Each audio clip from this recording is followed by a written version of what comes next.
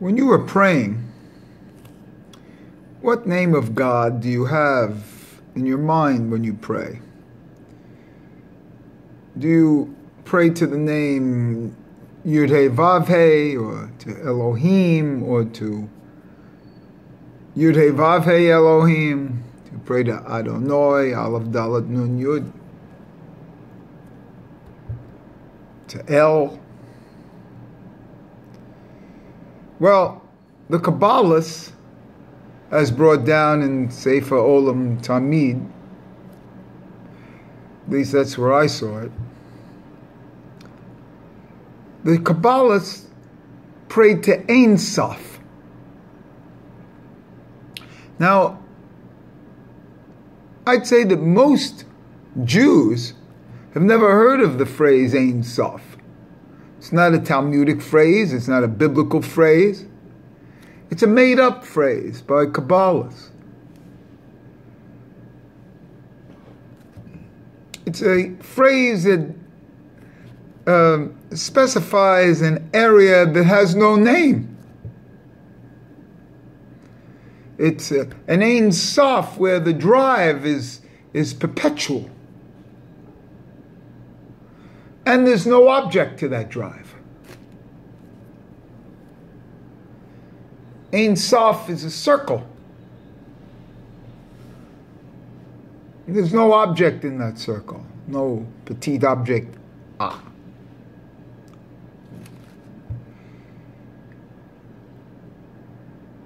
If anything, it's like the number 0, a circle. And there's no 1. And there's no getting out of this circle. It's a perpetual drive. And that's the name, Ein Soph is the name, that for me, maybe even written in front of you, should be in your mind when you pray. Tefillin, or prayers. All our tefillin go to Ein Soph.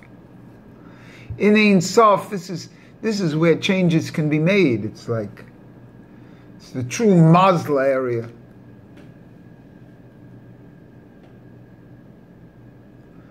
And this, Ein Soph is this goal of prayer. You know, it's the same in Islam when they have the 99 names of Allah, but then they have the 100th name, Allah. And that signifies nothing, so to speak. You know, it's Allah the beautiful, Allah the lovely, Allah the pure.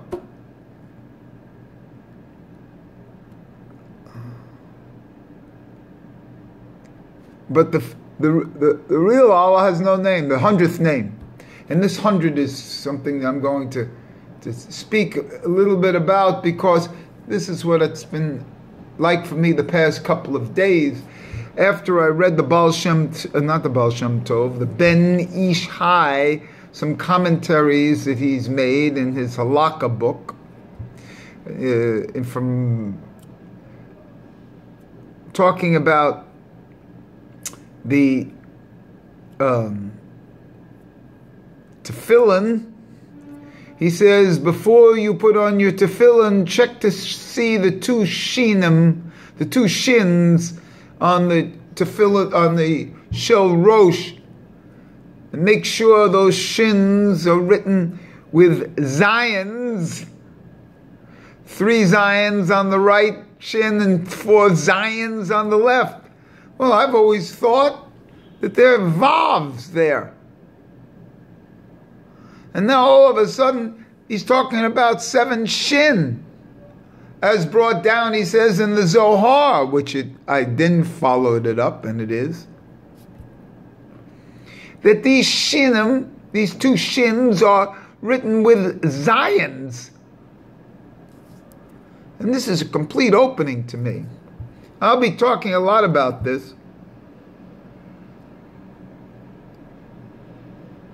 because in a certain sense, I've never seen a tefillin with Zayins. Nobody I know, very Orthodox people, have ever seen it.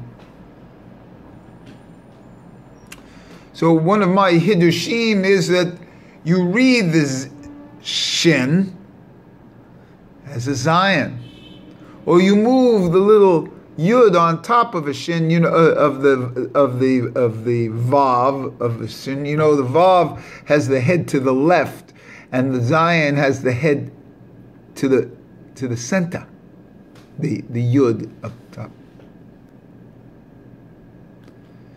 And that's the difference between the Zayin and the Yud. In a certain sense, the thing is tilted to the left, and in the Olam Haba, things will be straightened out.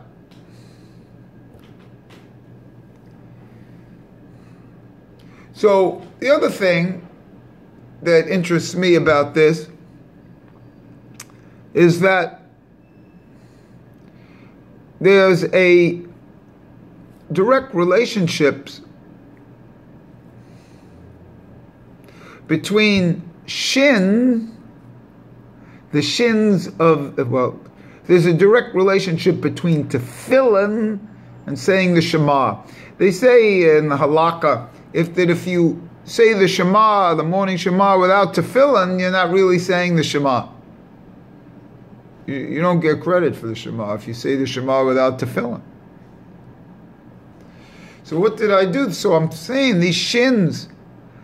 And the two most important words in the Shema are Shema Yisrael. Shema Yisrael.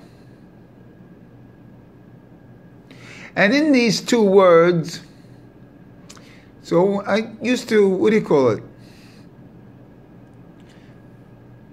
I've done this before with other things. I put the two words together and did the gematria. Shema is 410. And Yisrael is 541.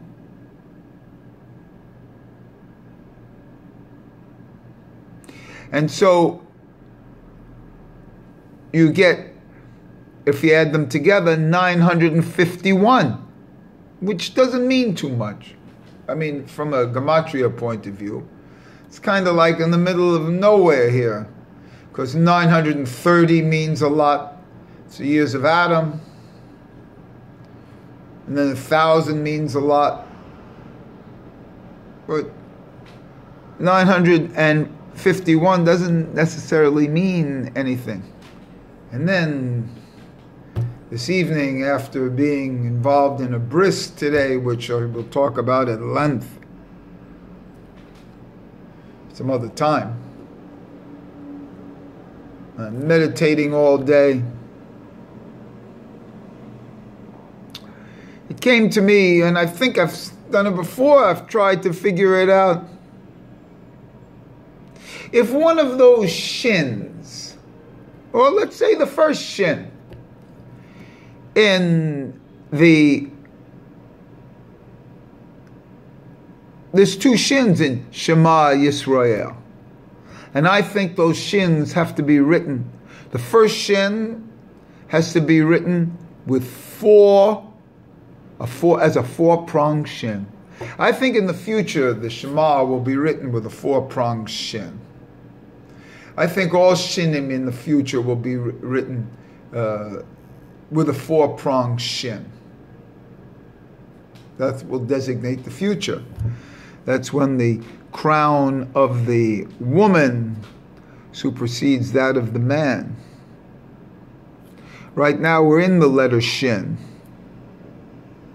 The last letter is the letter Shin, so to speak, in this world, and in the future world will be the Tav. Well, this Tav as 400 will be represented by a four-pronged Shin. The four-pronged Shin is of the Olam Haba. Four-pronged Shin is from Bina. Now it's from Bina, because the three-pronged Shin is from Hokmah. But the Shema is from Bina. And so there will be a 4-pronged shin. Now, if there's a 4-pronged shin on the Shema, what we do is we multiply the Zayins that make up the Shin.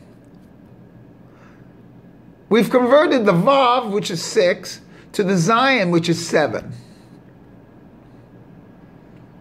And so we have 4 7. So the Shema is written as 410.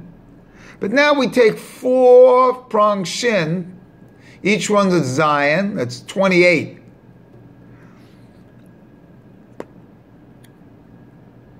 We add 28. Koach. To the 410. We get 438.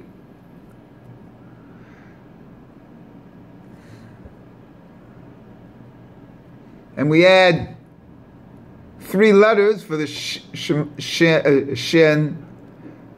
Mem, large iron, because we know that large iron, that's even more reason why it should be in Bina, because large letters are in Bina.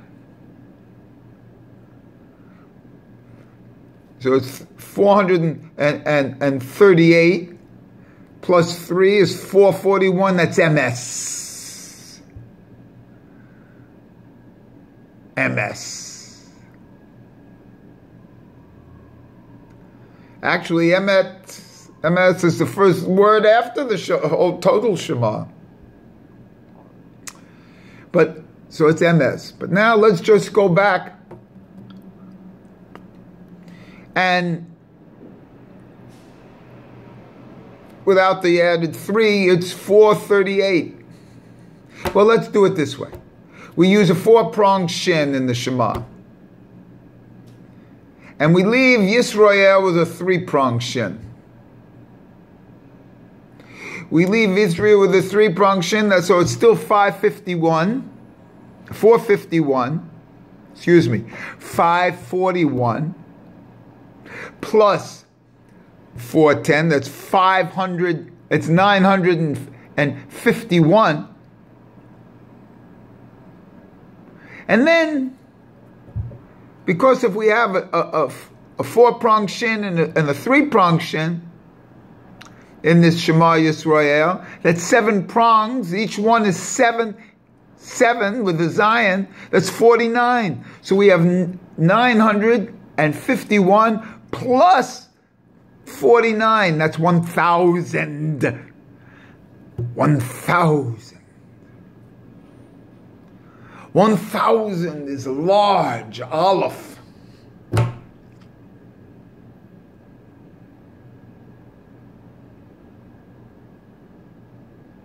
And that's why we put the Aleph in front of our eyes before we say the Shema.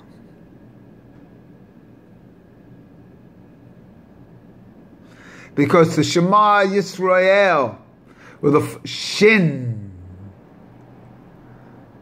a 4-pronged Shin in Shema,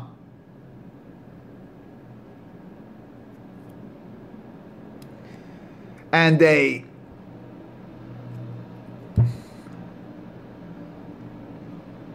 3-pronged Shin is 49. If you multiply it by each prong by its 7 by its Zayin. This 49 just happens to be the letters of the Shema, of the first 2 verses of the Shema. Of Shema Yisrael Adonai Eloheinu Adonai Echad. And then Baruch Shem Kavod Malkuto Le'olam V'ed. And that's 49 letters. We add that 49 to Shema Yisrael, and we get 1,000. We get a large Aleph. So how do you get the large Aleph? By having a 7-pronged Shin. Two Shins with 7 prong, which are the same on the Tefillin.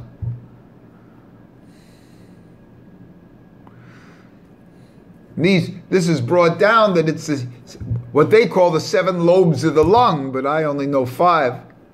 Then they call it the 7 candles of the menorah. And then they call it the 7 weeks between Pesach and Shavuot. And those are 49 days. 7 times the 7 of Zion.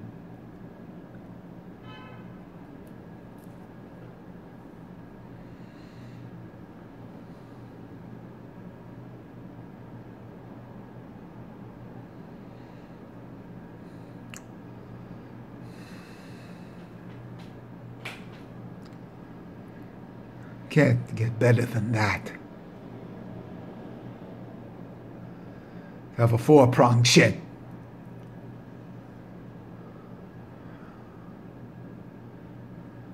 Bringing in Messianic times. In these times, future worlds here. Get ready for it.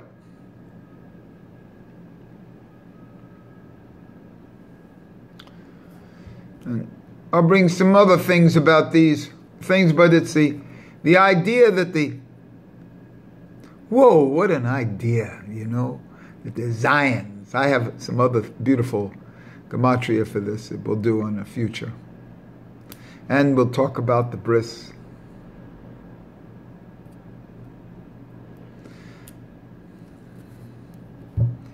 But for now, all our tefillotenu, all our prayers go to Ein Soph.